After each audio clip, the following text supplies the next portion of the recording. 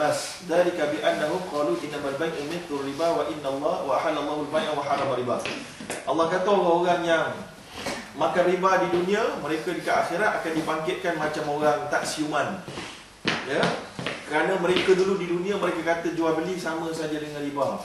Dan kemudian Allah kata Allah halalkan jual beli, haramkan riba. Kemudian Allah kata apa lagi? Allah kata yamhaqullahu riba wa yurbi sadaqat. Sesiapa yang makan riba, Allah akan hilangkan dia punya blessing from their life. Hilang, tak ada blessed. Not blessed by Allah, meaning seseorang itu akan more towards committing sins after sins after sins. Bila seseorang itu kehidupan dia tidak blessed by Allah, very easy for this person to commit any sins, and very hard and find it very difficult in order for them to make a prayer to Allah SWT and good deeds. Susah sangat, rasa berat sangat nak bangun subuh, rasa berat sangat nak buat itu, rasa berat sangat nak buat ini, sebab Allah tarik bless dia dalam kehidupan seseorang itu. Dan juga bila mana dia nak buat dosa, dia tak rasa-rasa gementang. Macam ada orang dia tak solat, dia tak ada rasa macam gelisah. Tak solat pun biasa saja, boleh tangguh saja. Makan benda-benda haram pun tak apa, tak ada rasa gemetar. Nak buat benda haram pun tak ada rasa gemetar. Sebagaimana yang Nabi sebut, tanda orang itu ada masih ada iman, wal ithmu ma haka fi qalb. Iaitulah orang itu bila mana dia nak buat dosa, dia rasa gemetar.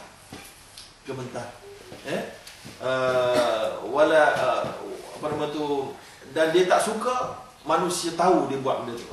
Itu adalah antara dia masih lagi ada iman. Ya. Jadi Allah sebut dalam ayat pertama dia akan bangkit macam orang gila. Yang kedua, Allah akan hilangkan bless dia. Kemudian ketiga, tiba-tiba Allah masuk satu cerita lain, seolah macam cerita lain. Allah kata innal ladzina amanu wa 'amilus solihati wa aqamus salata wa atuz zakata lahum ajruhum 'inda rabbihim la khaufun 'alaihim wa la hum yahzanun. Allah kata orang yang beriman, beramal soleh, dirikan solat, tunaikan zakat. Ini cerita pasal cerita pasal amal soleh pula. Mereka ini Allah kata tidak akan rasa sedih dan duka cita. Mereka akan mendapat ganjaran sebaiknya. Ini tuan-tuan, bila mana kita pegang Islam ni betul-betul dalam diri kita amalkan, dia tak ada sedih dan duka cita. Maksudnya macam mana? Pernah tengok kan artis-artis yang selebriti yang cukup popular dalam dunia ni? Sebagai contohnya kalau kita boleh sebut Elvis Presley, sebagai contoh kita sebut Michael Jackson, sebagai contohnya siapa-siapa lah yang biasa kita baca dengar cerita-cerita mereka ini. Mereka sebelum buat performance, ataupun ada seorang artis Malaysia yang sebut secara terang-terang dalam media, saya tak sebut nama lah, ada kamera TV tapi dia sebut maknanya, you all ingat aku senang nak buat persembahan. Nak buat persembahan kat you all, aku sendiri kena tenang. So sebab tu dia mula menggunakan nada supaya dia hayal, supaya kat tempat tu lah negara barat suka minum arak antaranya, supaya dia boleh hayal, hilangkan masalah. So Islam suruh kita bukan hayal, tapi tak merasa masalah itu masalah bila mana kita ada iman yang cukup. Sebagaimana Allah kata orang beriman itu la khaufun alaihim wa la hum yahzanun. Mereka tiada takut dan tiada rasa banyak sedih. Sebagaimana Nabi sebut ajaban li amril mu'minina kullahu. Rasa pelik dan ajaib dengan orang mukmin seluruh dalam perkara dia. Idza asabathu dharra, apabila dia ditimpa kemudaratan, sabar, dia sabar. Apabila dia mendapat kenikmatan, syakar, dia bersyukur. Okey? Jadi ini dia. Baik, jadi Allah SWT sebut tadi ni, kalau kamu betul-betul jauh riba ni, kamu akan dapat ketenangan dalam kehidupan kamu yang kamu tak dapat kat tempat lain. Ada orang dia dapat kekayaan yang begitu banyak. Ada orang yang gaji dia puluh-puluh ribu, ratus ribu, tapi dia masih belum dapat ketenangan dan kebahagiaan yang didambakan. Alright? Baik, jadi sekarang kita nak sebut, Allah dah sebut mula-mula cerita pasal riba, kemudian amal soleh dan apa ganjarannya. Kemudian Allah masuk balik pasal riba. Allah kata, ya ayyuhalladzina amanu taqullah, wahai orang yang beriman, bertakwalah kamu kepada Allah dan jauhlah diri kamu daripada saki baki riba kalau kamu betul-betul orang beriman. Baik, Allah tutup ayat tu kalau kamu betul-betul beriman. Kalau kamu degil, Allah kata fa illam taf'alu fa'dhanu biharbin minallahi wa rasulih. Kalau kamu degil, kamu telah pun mengisytiharkan perang dengan Allah dan Rasul. Ini menyebabkan Imam Malik bin Anas, pengasas mazhab Maliki, berkata, Tidak adalah dosa yang lebih aku takuti yang terdapat dalam Quran kecuali riba, kerana dosa dia sama macam perang dengan Allah dan Rasul, sedangkan dosa-dosa lain tak. Kita sangat bimbang dengan pork kat sini kan. Kita sangat bimbang dengan emulsifier yang kita tak tahu apa inti dia. Kita sangat menjaga. Bagus, bagus. Congratulations, kita sangat bagus kat situ. Tapi kita jangan lupa, ada orang yang makan seekor babi panggang campur asam tuan-tuan, lebih ringan dosa dia daripada makan riba. Sebab makan riba, makan babi walaupun sengaja, dia tidaklah sampai perang dengan Allah, dia dosa aja. Tapi makan harta daripada riba ni perang dengan Allah dan Rasul. That's why dia adalah very severe sin di sisi Allah SWT. Baik. Kemudian Allah SWT sebut di hujung ayat ini, cerita pasal riba lagi, Allah sebut wattaqu yawman turja'una fihi ila Allah. Hati-hatilah, be aware, cermatlah diri kamu tentang hari yang kamu semua akan dikembalikan. Jadi Allah SWT nak beritahu, lepas kita cerita kalkulator, macam kalkulator monetary punya kalkulator, jangan lupa satu kalkulator lagi, iaitu kalkulator amalan kamu ke akhirat. So sebab itulah, walaupun apa saja yang halal, Allah nak sebut maknanya, kalaupun kamu nak dapat halal tu menyebabkan kamu kena bayar mahal, kalaupun mahal, katalah betul mahal, kamu kena bayar. Sebab itu adalah worth it dekat akhirat nanti. Mana tak worth itnya, kita dekat sini tuan-tuan, hidup kita paling lama 60-70 tahun je. Paling kuat pun 80 ke 100 tahun. Itu pun dah tak pernah bernikmat dah, tu 80 ke 100 tu. Sebab mungkin macam-macam penyakit lah, nak naik tangga pun tak larat, nak pergi sana pun tak larat, sakit pinggang, sakit kaki, tak ada nikmat dah. So kita akan duduk alam barzakh berapa tahun tuan-tuan? Fir'aun tu, sekaya-kaya dia dekat Mesir dulu tu, Fir'aun dulu lah, Fir'aun sekarang ni dah lari tak tahu ke mana. Sekaya-kaya dia dulu sampai dia punya kubur dia pun piramid tu, dia dah duduk lah alam barzakh. Sekarang dah 1000 berapa tahun? Lebih 1400 tahun. Lebih lagi dah. Sejak zaman Nabi Musa. Abu Jahal tu dah duduk dalam alam barzakh 1400 tahun, dia azab tu. Dia azab. Ya? Bayangkan tuan-tuan, kita duduk atas dunia 60-70 tahun average, kita akan duduk di dalam kubur tak tahu berapa tahun. Tapi ada orang yang duduk sampai 1400 tahun, dia azab, dan ada orang yang sedang diberi nikmat 1400 tahun. Tiba-tiba kita sangat ambil berat tentang kehidupan kita 60-70 tahun, kita lupakan persiapan dan preparation tentang alam kita yang kedua, yang lebih kekal. Bermula starting from alam barzakh. Cerdik kau tu tuan-tuan. Contohnya, kita masuk asrama, hostel, kita nak renovate hostel kita. Barang kita tahu kita belajar 3 tahun je. Tak cerdik kan? Tadi tu hostel tu kan kita punya awal. Ya, tak cerdik. So kita kena prepare untuk apa yang selepas kita belajar. Itu dia sepatutnya begins with the end in mind. Itu dia yang Stephen Covey duk sebut tu. Dan itulah dia yang Islam sebut lagi apa? Yang Allah kata dalam Quran.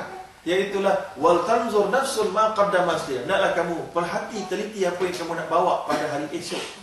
That's it. So ini yang kita nak bincangkan tuan-tuan, dan benda ini sangat susah. Sebab itulah Allah kata yang boleh ambil berat benda ni orang yang bertakwa dan beriman saja.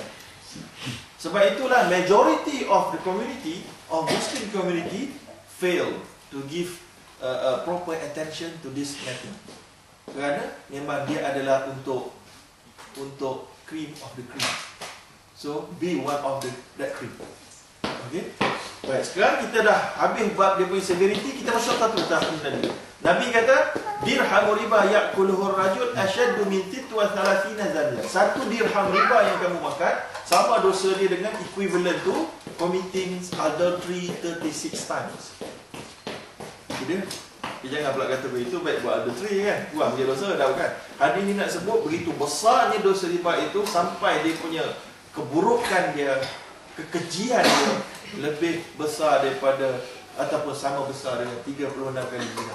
In another prophet saying disebutkan sama dengan zina dengan ibu dan zina dengan bapa. Itu dia maksudnya. Ini adalah authentic hadis. Okey. Baik, sekarang kita nak masuk kepada apakah dia dosa yang terbesar dalam harta ni, iaitu riba ni, macam mana bentuk dia. Malam kita dah terangkan, hari ini kita terangkan secara lebih briefing, lebih laju dan macam insyaAllah tu. Iaitulah jenis yang pertama, iaitulah jenis riba daripada hutang dan pinjam. Riba, hutang dan pinjam. Hutang ni iaitulah kita beri sesuatu dekat orang, harta yang dinamakan harta mithliyat. Mithliyat ni iaitulah yang sama bentuk dia, diikut dia punya dia macam duit lah. Duit kan sama bentuk sama lain kan. Duit saya beri 10 kron ni, pulang balik 11 kron ni. Duit lebih kurang sama. Tapi itulah riba yang pertama. Saya beri pinjam, saya beri 1000, pulang balik saya syaratkan pulang balik 1100. Itulah riba namanya. 100 tu riba. Apa saja additional amount daripada pemberian pinjam harta yang sebegitu adalah riba. Sebab kita take advantage daripada orang punya neediness. Jadi perkara ini riba yang pertama. Kita tak perlu bincang academician, secara akademik. Kita terus pergi pada contoh. Contoh riba ini adalah bila kita di Malaysia sebagai contoh, ataupun kita di Sweden kalau kita orang Sweden, ataupun kalau kita nak beli aset yang besar di Sweden, kita bayar 10% daripada harga tu dekat seller, 90% kita minta pinjaman daripada bank, bank minta kita bayar balik 90% ni campur interest. Okey, dan itulah dia riba.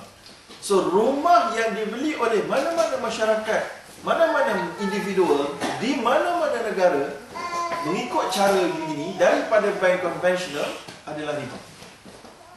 So rumah yang dibeli dengan cara riba ini, sorry to say, jauh daripada Allah blessing. Betul. Rumah tu sendiri dia punya efek, dia efek kepada rumah.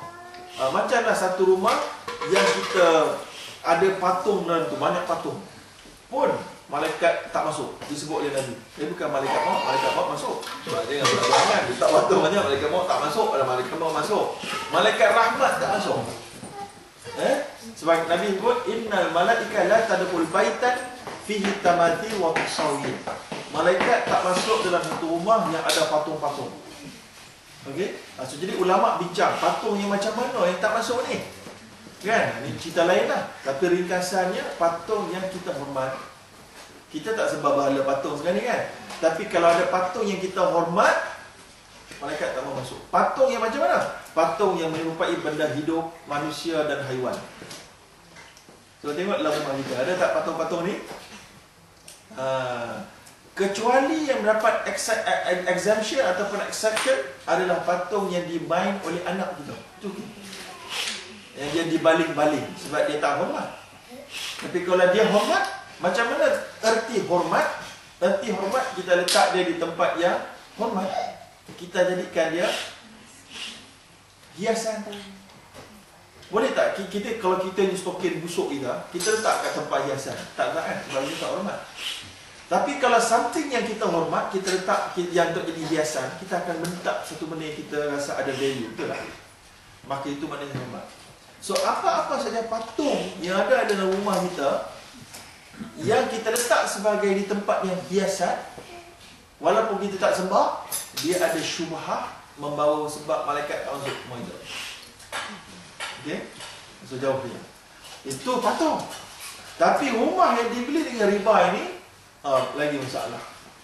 Kalau seseorang itu tidak bertaubat, maka selagi itulah dia bermasalah. Okey? Itu yang pertama, riba. Yang kedua, riba membeli kereta. Kita beli kereta, pinjam daripada bank konvensional, kita bayar balik dengan harga yang lebih banyak. Itu adalah riba juga. Maka kereta itu sekali lagi kereta yang tidak blessed by Allah. Walaupun kita buat 5 juta saja. Ya? Dan kalau kita mati dalam kereta sebegitu sebelum kita bertaubat dan mengerti itu adalah kesilapan kita, maka dia sebagai satu benda yang menduka cita. Okey? Baik, yang ketiga adalah kredit kad. Kita ada kredit kad. Kalau